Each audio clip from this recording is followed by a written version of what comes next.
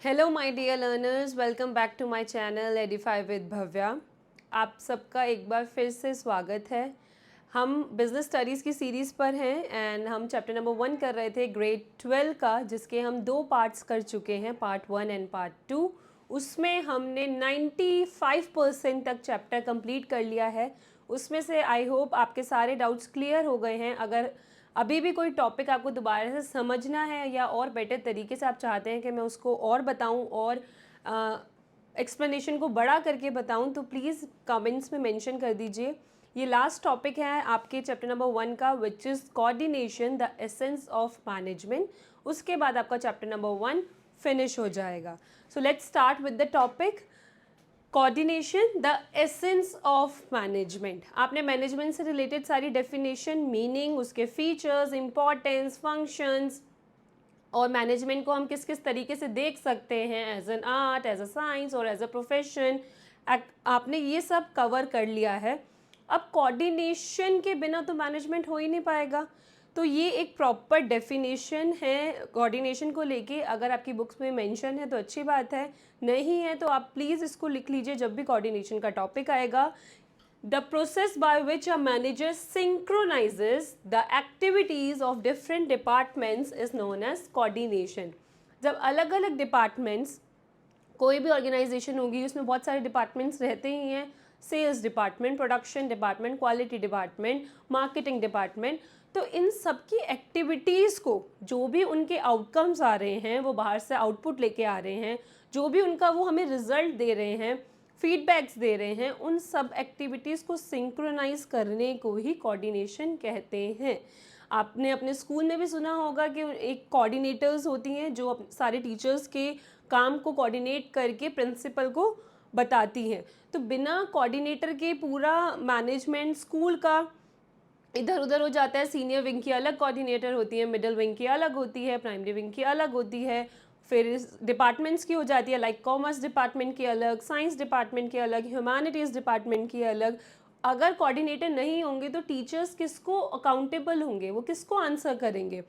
तो कोऑर्डिनेशन बहुत ज़रूरी है एक ऑर्गेनाइजेशन में मैनेजमेंट को फ्रूटफुल करने के लिए। अब उसके कुछ बेसिक 6 फीचर्स हैं, या फिर आप क्या बोलते हो, करेक्टरिस्टिक्स, जो कि आपको ऐसे ही हेडिंग्स ऐसी होनी चाहिए, इसके अंदर का कंटेंट आप अपनी लैंग्वेज में लिख सकते हैं। वो लैंग्वेज इतनी लेम नहीं होनी चाहिए कि एग्जामिनर को समझ ही ना आए।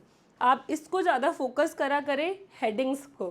तो आप हेडिंग को फर्स्ट ऐसे लिखेंगे, coordination integrates group efforts. Integrates का मतलब होता है कनेक्ट टुगेदर। ये कुछ बातें आपने पहले भी सीख ली हैं कि हर एक का अपना पर्सनल इंटरेस्ट होता है। कोई फाइनेंशियल नीड्स के लिए काम कर रहा होता है, कोई सेंस ऑफ बिलोंगिंगनेस के लिए, कोई प्रमोशन के लिए। तो उन सबका इंटरेस्ट क्या है? अपनी पर्सनल ग्रोथ। हम सबके पर्सनल ग्रोथ को हर एक डिपार्टमेंट अपना अच्छा करना चाहता है। तो हर एक डिपार्टमेंट के अपने इंटरेस्ट को, उनके गोल्स को हम कंबाइन कर दें, तभी आपकी ऑर्गेनाइजेशन अपने गोल की तरफ जा पाएगी। तो coordination integrates group efforts. Integrates मतलब सारे सबके एफर्ट्स को एक साथ कर देना towards organization goals. Next is coordination ensures unity of action, कि जो भी सारा काम हो रहा है ऑर्गेनाइजेशन में, हर एक डिपार्टमेंट का, वो किसके लिए होना चाहिए? ऑर्गेनाइजेशन के बेनिफिट और ऑर्गेनाइजेशन के गोल को अचीव कराने के लिए। Next is coordination is a continuous process. आपने देखा होगा स्कूल में coordinators time to time teacher से रिपोर्ट लेती रहती हैं, उनको बोलती रहती हैं, बेट मैम आपका ये इनकम्प्लीट है, प्लीज़ जल्दी कर दीजिए, मेरे को फीडबैक देना है। ये कंटिन्यू चलता रहता है। ऐसा तो नहीं कि कोऑर्डिनेटर एकदम से आके आपके स्कूल की टीचर को सितंबर या एंड ऑफ सेशन के टाइम पे बोलती है। वो कॉन्टीन्यूस प्रोसेस चलता ही रहता है। जैसे मैनेजमेंट कॉन्टीन्यूस है, ऐसे साथ साथ कोऑर्डिनेशन भी चलता रहेगा ऑर्गेनाइजेशन में। एक और मैनेजमेंट का फंक्शन आ गया, management is an all pervasive. Pervasive का मतलब मैं आपको पहले ही बता चुकी हूँ, प्रेजेंट एवरीवेयर। जहाँ जहाँ मैनेजमेंट है वहाँ वहाँ कोऑर्डिनेशन की रिक्वायरमेंट रहती ही रहती है। Management is the responsibility coordination is the responsibility of all the managers. जो भी आपके डिपार्टमेंट में जितने भी मैनेजर्स हैं, टीम लीडर्स होते हैं, फिर मैनेजर्स होते हैं, हर एक टीम का एक अलग से सेपरेट मैनेजर अपॉइंट होता है। या फिर आप प्रोडक्शन मैनेजर देख लीजिए, सेल्स मैनेजर देख लीजिए, मार्केटिंग मैनेजर देख लीजिए, फाइनेंस मैनेजर। तो इन सब की रिस्पॉन्सिबिलिटी है कि आपस में लिंक होके कोऑर्डिनेट करें, क्योंकि सेल्स मैनेजर तो अपना टारगेट बताएगा प्रोडक्शन का, मार्केटिंग वाला कस्टमर की नीड्स बताएगा कि आपको कैसे क्रिएशन ऑफ गुड्स करना है, कैसे इनोवेशन लाने हैं, बाहर मार्केट में क्या डिमांड है, ये मार्केटिंग डिपार्टमेंट बताएगा। सेल्स डिपार्टमेंट सेलिंग पे फोकस करेगा, प्रोडक्शन डिपार्टमेंट गुड्स को कैसे कैसे प्रोड्यूस करना है उस पर फोकस करेगा। तो ये सारे इंटरलिंक रहते हैं। अगर सारे मैनेजर्स का आपस में कोऑर्डिनेशन नहीं होगा तो एक स्मूथ मैनेजमेंट नहीं हो पाएगी। Last is coordination is a deliberate process. Deliberate मतलब कोई चीज़ ऑन पर्पस करना। अगर आप खुद से कोऑर्डिनेशन नहीं करेंगे, अगर एक भी कोऑर्डिनेशन में नहीं अच्छे से पार्टिसिपेट करेगा, किसी मैनेजर का अपना कोई ग्रज होता है या फिर वो आगे से आके नहीं खुद से कुछ बताता, तो सारी मैनेजमेंट इधर उधर हो जाएगी एंड ढंग से कोई भी काम नहीं हो पाएगा।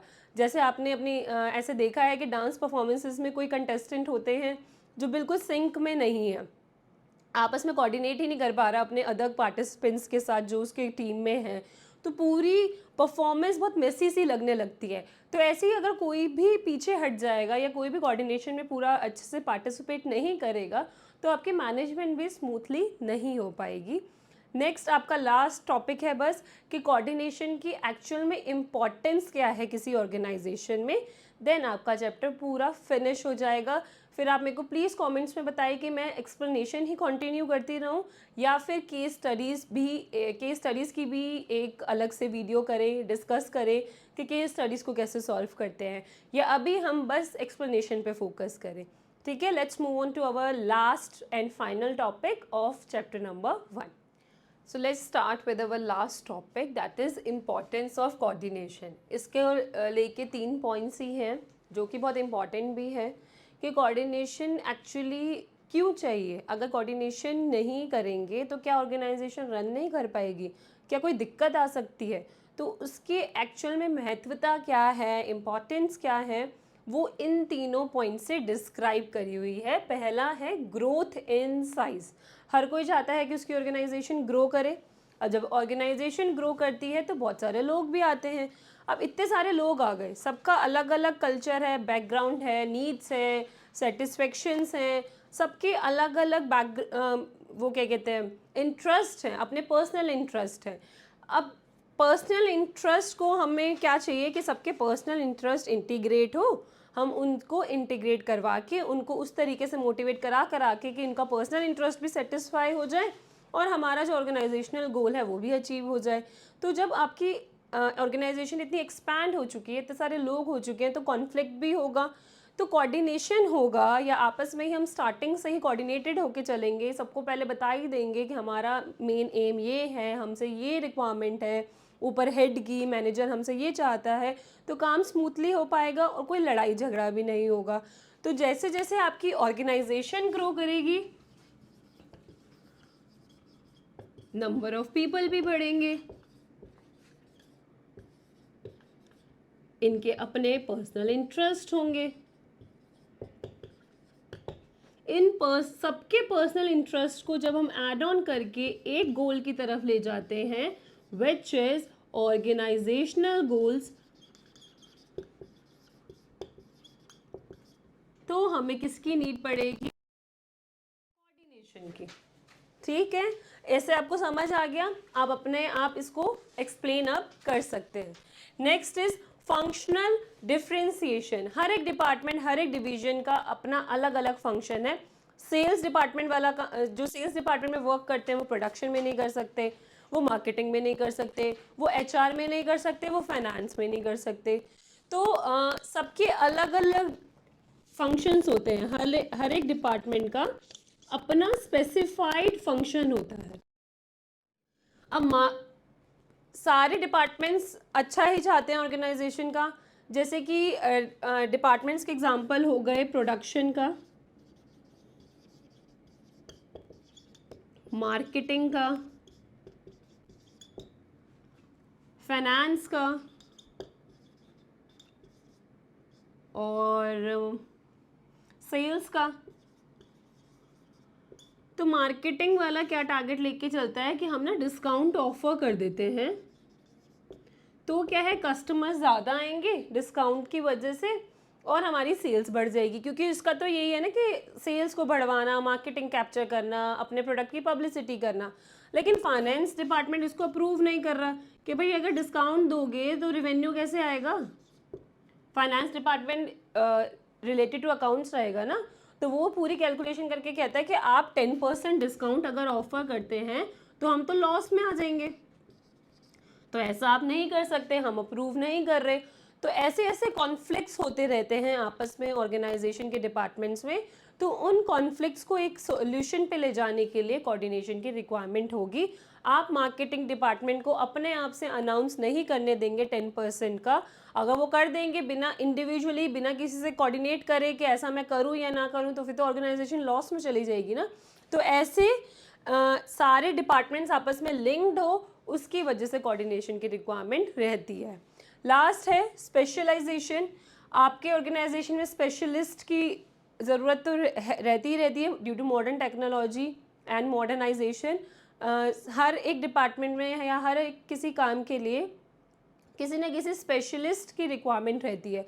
अब वो जब उस फील्ड में स्पेशलिस्ट हो जाते हैं तो वो किसी की सुनना नहीं चाहते, किसी की एडवाइस नहीं लेना चाहते।